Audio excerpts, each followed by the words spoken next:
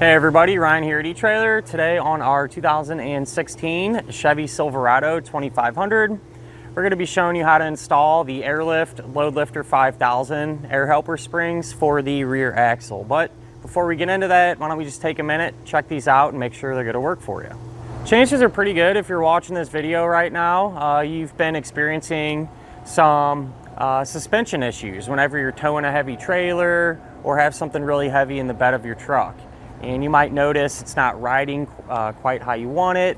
A lot of times you get some sag, you know, whenever you put heavy stuff back here, truck wants to squat, and your overall ride quality just isn't the same.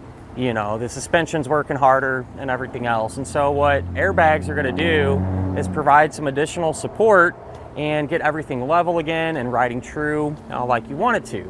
And being adjustable, you know, you can really dial it in exactly how you want it. Now, usually what we like to do is some before and after. You know, we got a heavy water tank we like to put in the bed of the truck and drive around and really get a good feel for it. Unfortunately today, it's just something we're not going to be able to do, but I've done a ton of these airbag systems and really familiar with them, and they all work about the same. You know, you really do see those benefits from, you know, preventing the truck from squatting or sagging down, and just reducing the amount of suspension travel when you're hitting bumps and things like that, especially sway. So if you make, you know, a sharper turn or anything like that, a lot of times you'd feel the truck kind of want to roll over on itself, and the airbags really, that's at least where I noticed the greatest improvement. But at the very least, you know, my thought, since you're probably not going to be towing all the time, how's the truck going to ride, you know, with the airbags on? You know, is it going to stiffen up the ride and make it not that great, or are you going to not be able to notice a change at all? So with that in mind, why don't we go ahead, hop in, go for a spin, and see how it feels.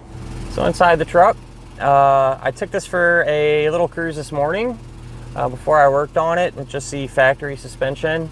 And like I thought, like a lot of these three-quarter ton trucks, you know, the suspension's just stiff right out of the factory, right? Which is expected. But with the airbags on, we'll drive around and see how it feels. So we're gonna go over some bumps, and I got about 6 or 7 pounds of air in it, which is normally what you'd have it set at with nothing in the bed or not towing anything. And as I'm going over them, I really can't notice a difference in terms of drivability. It might almost be a little bit better in the back.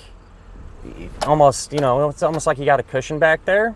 So if it were me, you know, it wouldn't really be a game changer either way. It's not like it's super noticeable and it's making it 10 times worse or stiffer, but it's not really improving it. Maybe just a little bit, but like I said before, whenever you do have some weight back there pulling the big trailer, that's when you're really going to notice the improvements. What we're going to do now is just make some wide turns, some evasive maneuvering, and honestly with no weight back here, we really shouldn't notice any changes. But like I said before, yeah, it feels the same as what it did factory, so that's a good thing, honestly. But like I said before, I've done a ton of these, and when you have weight in the bed or, you know, that heavy trailer, truck almost wants to feel top heavy, you know, and it's just not as responsive as you'd like it to be. And that's usually where the airbags really shine, at least in my opinion, in terms of real world driving experience and things like that. So, you know, what we're gonna do, why don't we go ahead, get off the road here, we'll pull into the garage and actually take a good look at the airbags underneath our truck. These are what the air springs are going to look like installed underneath your truck, and it's pretty straightforward how they work. Essentially, they're just going to fill the void in between the top of your axle tube to the bottom of your frame rail, and essentially act as a big cushion in between there. So it's really going to help support your vehicle's suspension when you're doing some towing or have heavy loads in the bed of your truck. And these are definitely an upgrade over what's in place there from the factory. This is just a Johns bumper. This doesn't offer any additional support. Just essentially prevents your truck from bottoming out. So having an airbag here is really going to help things out. What's nice about airbags is the fact that they're adjustable. So with these, you can go from 5 psi all the way up to 100 psi. And so you can really kind of fine tune your ride. You know, let's say if you're towing a camper on the weekend, you know, maybe 20, 30 pounds of air is all you need in them. And then you go back to work on Monday and you got some big utility trailer, you know, pulling skid loaders around, whatever the case may be, you know, you can have the opportunity to adjust everything and get the ride exactly how you want it. These particular bags are going to have 5,000 pounds of load carrying capacity. And keep in mind though, that's not going to add to your current weight capacity. That's just how much weight these can handle. And these ones are also going to have internal jounce bumpers. So essentially something like this inside of the bag. So for whatever reason, if your bag goes flat or something like that, you know, you're not going to destroy the bag, which is always nice. And that kind of leads me to my next point, which is maintenance. All right, so you're going to want to keep at least 5 psi in these bags at all times, because that's just how they're designed to work. With that in mind, you know, it's one of them things where, especially on fall days and things like that, you have the proper air pressure in it, it's cold overnight, and then they're low. That can kind of be a pain. That's kind of one of the downsides. But to solve that issue, there's air compressor systems that'll essentially keep it maintained for you all the time. The one that I really like is the Air Lift, the Easy Mount. It's wireless. I'm a big fan of it. We've done a lot of them, and works out really well. It's really user-friendly. Compared to some of the other suspension enhancements, you know, there's a lot on the market. It seems like a lot of people like airbags. There's some other ones that require less maintenance. So for example, there's sumo spring or timbering type enhancements, which are essentially a big jounce bumper that fills the gap there. What's cool about them is you put them on and you're done, right? They're there. No maintenance, not a whole lot to them. But the downside is the adjustability. You know, you're not going to be able to adjust them, so you kind of get what you get. But if you're someone that just, you know, maybe does some, you know, towing on the weekend or something like that, you could probably get away with using them. But if you're looking for that ultimate adjustability, then an air spring is definitely the way to go. One thing a lot of people wonder, which makes sense, you know, are you going to be able to use these airbags with fifth wheel and gooseneck trailer hitches? And they should work with just about all of them. The airbag kit comes in 2 different ways to secure the upper bracket. So, you know, you can use U-bolts, or they say if you have side plates there, there's another way to secure it. So pretty good chance, regardless of what type of hitch you got in the bed of your truck, these are still going to work. As far as the installation goes, these really weren't too bad. When it comes to airbags, it kind of goes one way or the other. You know, they're a huge pain or pretty easy. And these are definitely on the easier side. You have a couple of brackets, you kind of bolt together, put it in. Everything's somewhat easy to get to. It's not like some of the other ones where you have 100 different pieces you got to put together and do all this crazy stuff. So this is something that is doable, and if you'd like to see how that's done, feel free to hang around. We'll go ahead and install them together now. To begin our installation, we're going to be here underneath the back of our truck, and what you can do is just temporarily remove your spare tire. It opens everything up, gives you a lot more room to work. And if you want to, there's also a small heat shield that'll be on the passenger side. You don't have to take it off, but it does make it easier. There's just a couple of 13mm bolts that you can pop off. So got that stuff out of the way so we can see, and now we can focus on getting our jounce bumpers removed.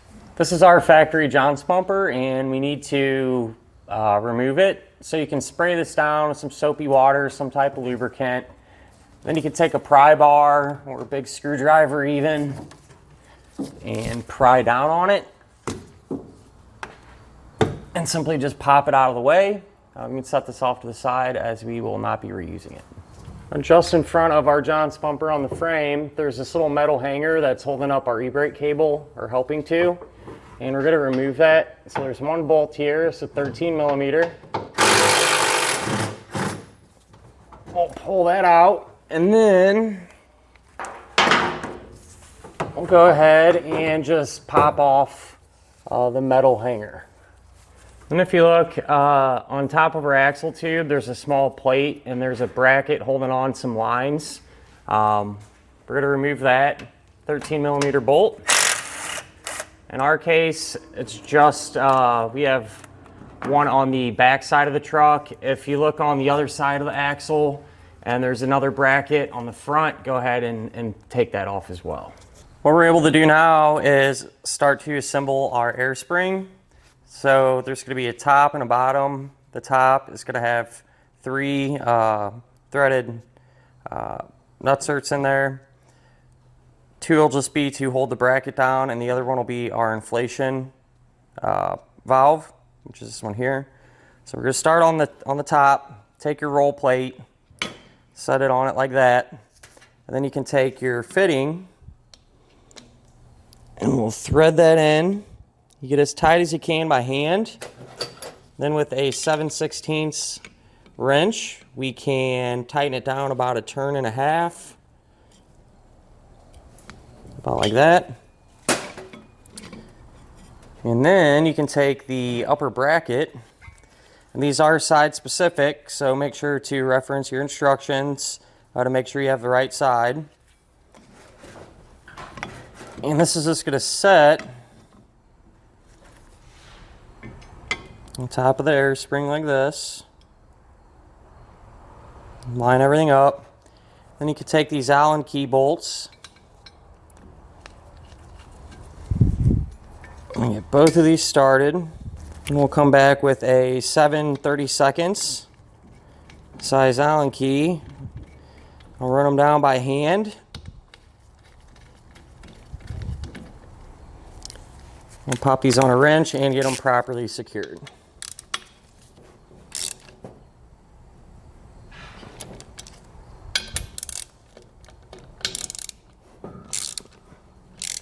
Once the top is done, we can flip this over. And what you're going to do, put the other roll plate on. You can take the lower bracket, line that up, and you want the side that is angled to be on the same side that your air fitting is. Line it up. Use that same hardware and technique to get this one in place here.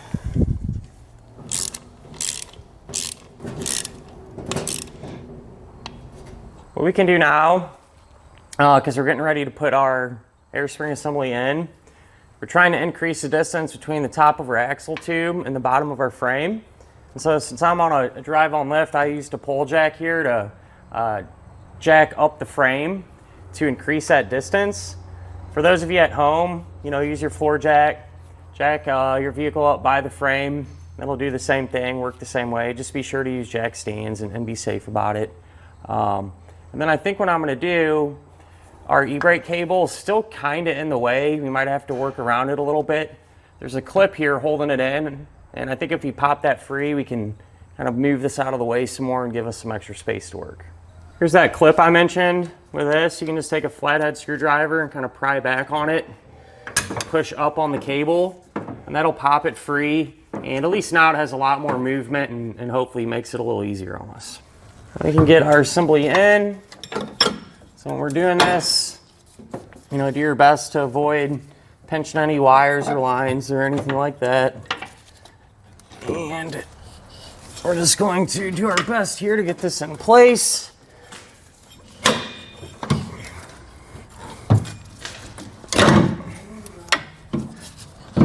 And it should set in a position similar to this. To secure the upper bracket, we're going to be using these big U-bolts. And if you happen to have a fifth wheel hitch or something like that with side plates that'll interfere with these, they give you some other hardware that you can use. So refer to your instructions if that's your case. But we're all clear here. So this will just slide around the frame. Do your best. We're not trying to pinch any wires or anything. So that'll just kind of slide through those holes. Then for now, we're going to take a flat washer and a nylon lock nut. And get these started hand tight. I'm gonna repeat the same process for the other end of our upper bracket. Now we can snug up the hardware. So what I like to do, this hole here in the center, I try to get that in the middle of our frame just to get this squared up as best as you can. And I'll hold it in position, and then we can evenly tighten up our U-bolt nuts. I think this, yeah, using a 9/16. So when you're doing this, you know, run each side down a few turns to help kind of draw everything up evenly.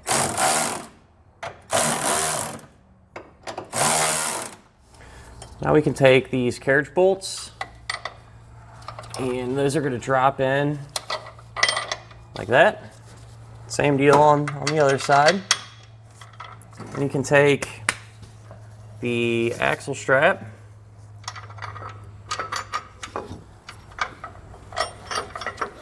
feed the bolts through it,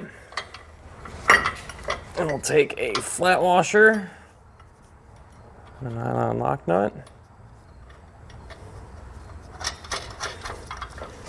and get both of these started. From there, we can line this up how we want it and snug it down.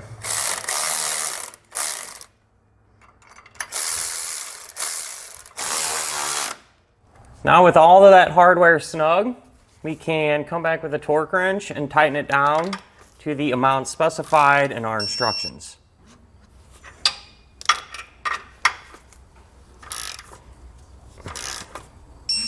Now we could take the bracket here that we removed earlier, and this will line up with our new lower bracket for our air spring.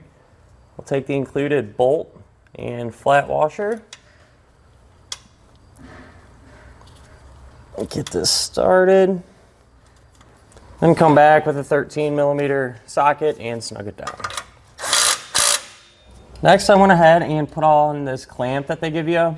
And it was kind of a pain to do, I'm not gonna lie, it's just so tight, but you're gonna wrap that or put it around your e-brake cable and then push it up onto the portion of the U-bolt that comes down, and then take a flange nut and tighten it down. And I used a 9/16 to get it secured. With the driver's side done, you can repeat the same process over here on the passenger side. It's essentially set up the exact same way for the most part. Not a whole lot of differences. One of them though, one difference is going to be this heat shield that they give you. So you're just going to use the shield and the clamps to clamp around the exhaust pipe that's closest to the airbag. That way it'll just help protect it from heat. But once this one is done, we can then begin to route our air lines. So before you run your lines, you need to figure out where you want to end up mounting them. And so underneath the truck, here's our license plate. If you take out the fasteners from your license plate, there's some openings there, and we can actually use our inflation valves to secure the license plate. I think it looks pretty clean. That's what I did. And you're going to take the threaded portion there and put on,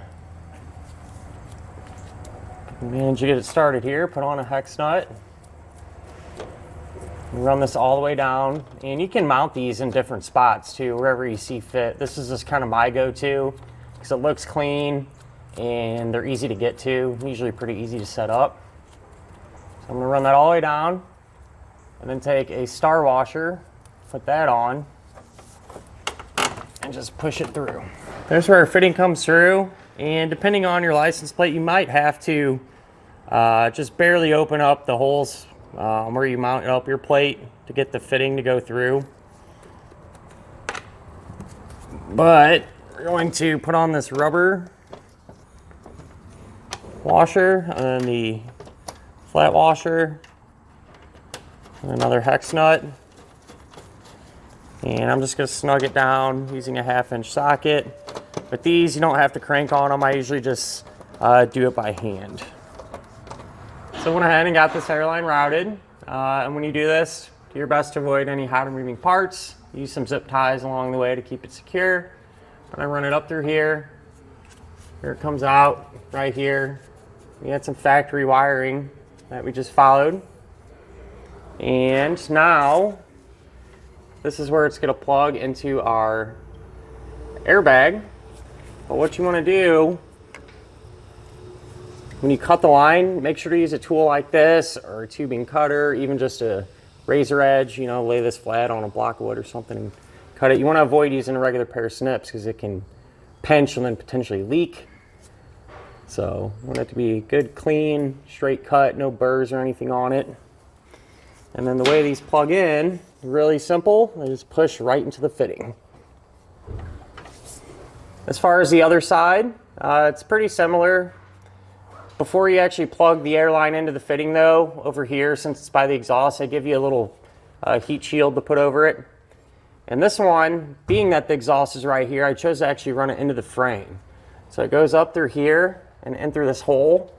And even though this isn't really sharp, I put a piece of wire loom, you know, like a 6-inch piece of wire loom over the nylon airline just to help it from rubbing. And I started to feed it back. So you can see the airline there. Every now and again, zip tied it. Where it eventually comes out the bottom of our frame rail. And pretty straightforward. Just ran it over and set it up in the back of our license plate the same way that we did the other one. So at this point, we can check for leaks. So I filled up our airbags with about 50 pounds of air, and we're gonna spray down all of our fittings and anywhere where you have a connection point. So even the Schrader valves are a good spot to check. Just soapy water, and what you're looking for is bubbles to rapidly and continuously form. We're usually good here. The more important ones are actually underneath the truck where they plug into the airbags. So these are the fittings I was referencing. Spray them down too. And take a minute, just make sure you don't see those bubbles growing. Looks like we're in pretty good shape. If you were to have a leak, what you could do is let the air out of the system, take the airline out, recut it, plug it back in, and check it again until you verified you're in good shape. And that'll finish up our look at and our installation of the Air Lift LoadLifter 5000 air helper springs for the rear axle on our 2016 Chevrolet Silverado 2500.